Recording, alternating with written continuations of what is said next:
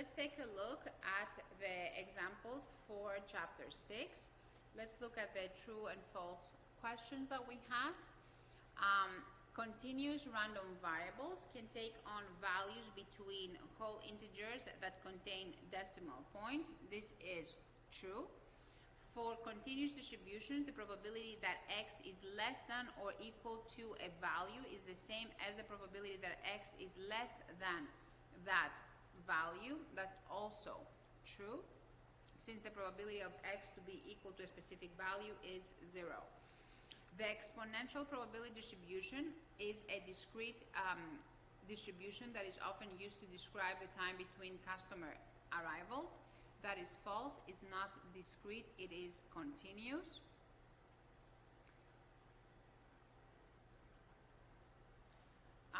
The left and right ends of the normal probability distribution extend indefinitely, never quite touching the horizontal axis. That is correct. The z-score follows a normal distribution with mu equal to 1 and sigma equal to 0, which is known as standard normal distribution.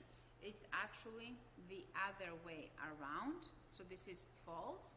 Mu is equal to 0, sigma is equal to 1. The shape of the exponential distribution is completely described by only one parameter, mu. That is correct. The only information given will be the average. With the continuous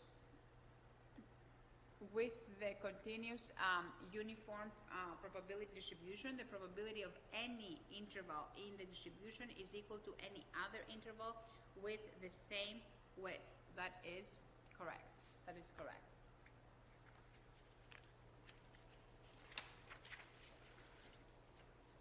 Let's look at the multiple choice questions. Which of the following probability distribution is not continuous? Not continuous is the Poisson distribution.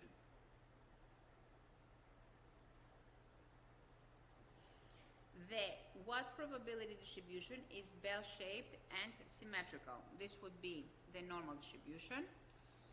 Which of the following statements is true regarding the normal probability distribution? This statement would be the first one. The mean and median are roughly equal to one another when it comes to the normal distribution. Which of the following statements is true regarding z-scores for the normal probability distribution? Z-scores are negative for values of x that are less than the distribution mean. The time for a professor to grade an exam is normally distributed with a mean of 16.3 minutes, standard deviation of 4.2. What is the probability that a randomly selected exam will require less than 20 minutes? So we have mu equal to 16.3, sigma equal to 4.2. I'm looking for the probability that x will be less than 20. We draw the normal curve, mu 16.3, 20 is to the right, less than 20, I'm looking for this whole area, right here. We already know that this part is 0.5. To find this part, I need to calculate the z-score. The z-score will be 20 minus 16.3 over 4.2. This will give me 0.88. I will check on the z-score table for 0.88. This will give me 0.3106. So all I need to do is add the two. So we're adding the two, so the answer will be 0.8106. The mean is inside the area you're looking for. You will be adding the corresponding probabilities. Now, the time for a professor to grade an exam is normally distributed with a mean of 16.3 minutes, same thing, 16.3. Sigma is 4.2. What is the probability that a randomly selected exam will require more than 15 minutes to grade? So you draw the normal curve. Mu is 16.3. 15 is to the left of the mean, greater than 15, you're looking for this area. Just by looking at your graph right here, you know that your answer will be more than 0.5 because you already know this part of the area you're looking for is 0.5. So you know automatically that A and B are out. You calculate the z-score. If you calculate the z-score, it's going to be negative 0.31. 0.31 will give you the probability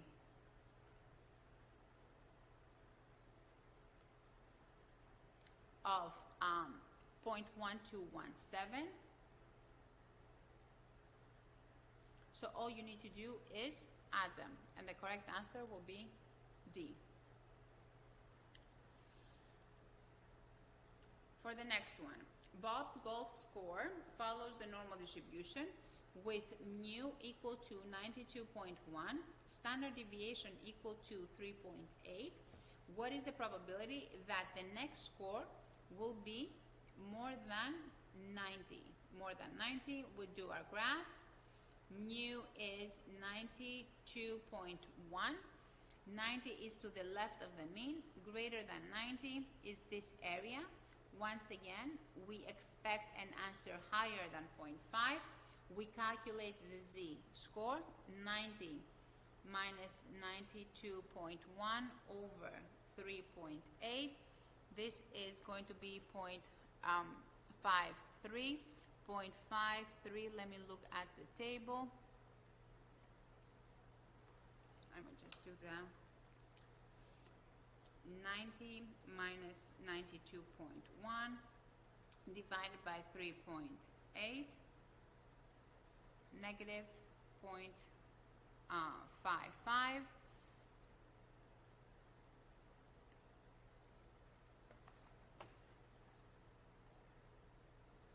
So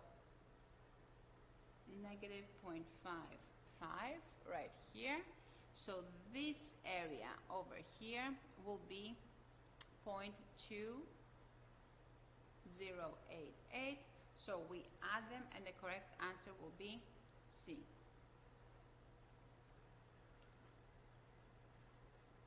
Now, for the next one, suppose the average trade life of a certain brand of tire is 42,000 miles and that this mileage follows the exponential probability distribution. So you have lambda equal to 42,000. We have exponential. What is the probability that a randomly selected tire will have a trade life of more than 40,000 miles? More than 40,000 miles. Since I'm looking for an area that's greater than, for exponential, this is going to be e raised to the negative power of x over lambda. So e raised to the negative power of 40,000 over 42,000. So you would do second ln negative power of 40,000 divided by 42,000, enter, 0.3858. So the correct answer will be D. The time that customers wait to be served at the delicatessen for a grocery store follows the uniform distribution.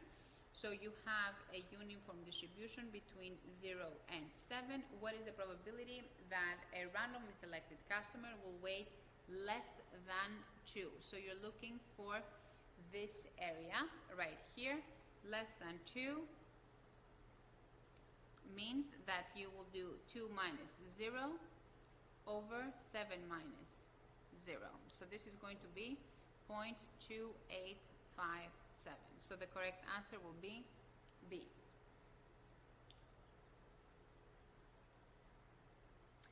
The time that customers wait to be served at the delicatessen for a grocery store follows the uniform distribution between 0 and 7. Same problem. What is the probability that a randomly selected customer will wait more than 4 minutes? So we have 0, 7, we have 4, more than 4. This is what I'm looking for. So this will be 7 minus 4 over 7 minus 0. So that's going to be 0.4248.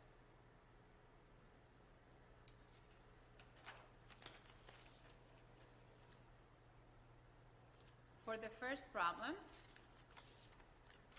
according to the American Customer Satisfaction Index, airlines received an average satisfaction score of 65 last year on a scale of 0 to 100.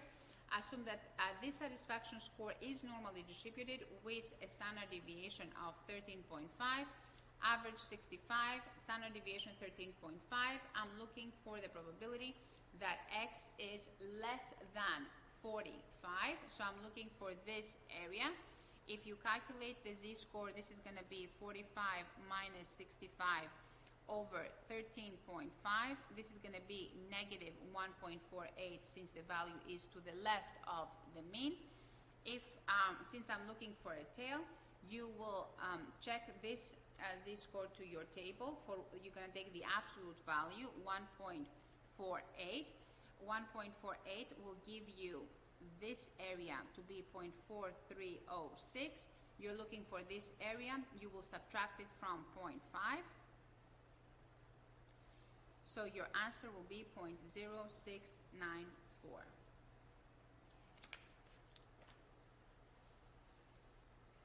For the second problem, we have according to the American Consumer Satisfaction Index, airlines received an average satisfaction score of 77. Assume that this satisfaction score is normally distributed with a standard deviation of 8.2. What satisfaction score represents the 70th percentile? The mean is 77. The standard deviation is 8.2. We're looking for the 70th percentile. We subtract 0.7 minus 0.5. This will give us 0.2. And then we check inside the table of the normal distribution for a probability of 0.2 and outside for the z-score. The closest z-score is 0.52 or 0.53. So as a result, x is equal to mu plus minus z times sigma. So we will do 77 plus 0.52 times 8.2, and this will give us for an answer of 81.26. Now, for the third problem, according to a survey conducted by Big Insight, women who celebrate Valentine's Day last year spent an average of $86. Assume that this cost is normally distributed with a standard deviation of $27. We want to find the probability that X will be between 60 and 80. This is the area that I'm looking for. The mean is outside the area we are looking for. We have two values. We will calculate two z-scores. So we will do 60 minus 86 over 27. This is going to be negative 0.96. And then we will do 80 minus 86 over 27. This is going to be negative 0.22. You will take the absolute value. You will check your z table. So you have for 0.96, we have 0.3315. So this area here will be 0.3315. This area here will be 0.0871. So we simply subtract this area from this area to find the area that we are looking for. So this is going to be 0.3315 minus 0.0871, 0.2444. This is point. For the next problem, according to Consumer Reports, the average annual out-of-pocket cost for an implant for Americans who have dental insurance is $2,825. last year. Assume that this cost follows the normal distribution with a standard deviation of 270. What is the probability that a randomly selected American who has dental insurance will spend between $2,700 and $3,200? So you're looking for an area between two values. You will calculate the z-score for each one. So we have 2,700 minus 2,825 over 270, which is equal to negative 0.46. Then for the next one, 3,200 minus 2,825 over 2,070, and this will be 1.39. You are looking for an area where the mean is inside that area, so we simply add the corresponding probabilities. The corresponding probabilities for these z-scores will be 0.1772 plus 0.4177, 0.5949 for the probability we're looking for.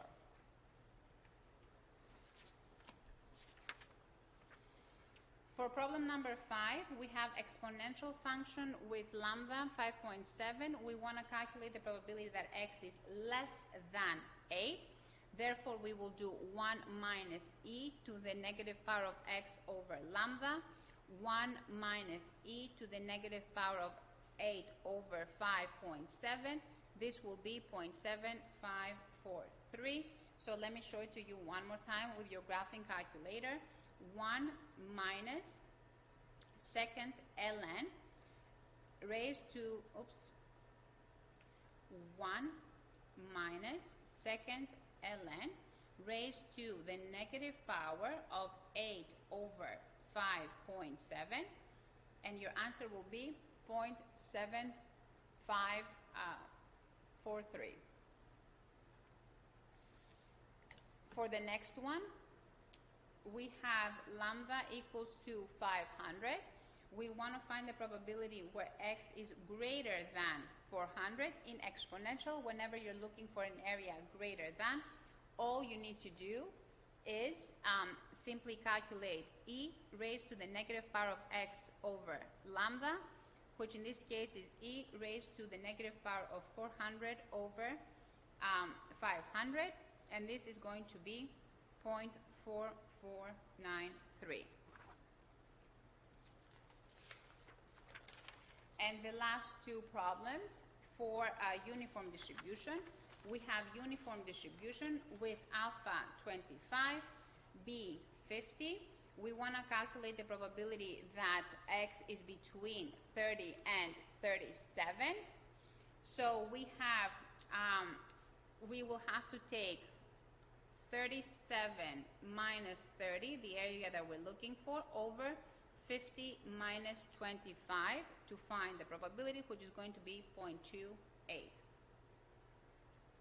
And for the last one, we have alpha to be 4, beta b to be 13. I want to find the probability that x is between 5 to 9. So we will do 9 minus 5 over 13 minus 4, which will be equal to 0.444. And this completes the examples for chapter 6.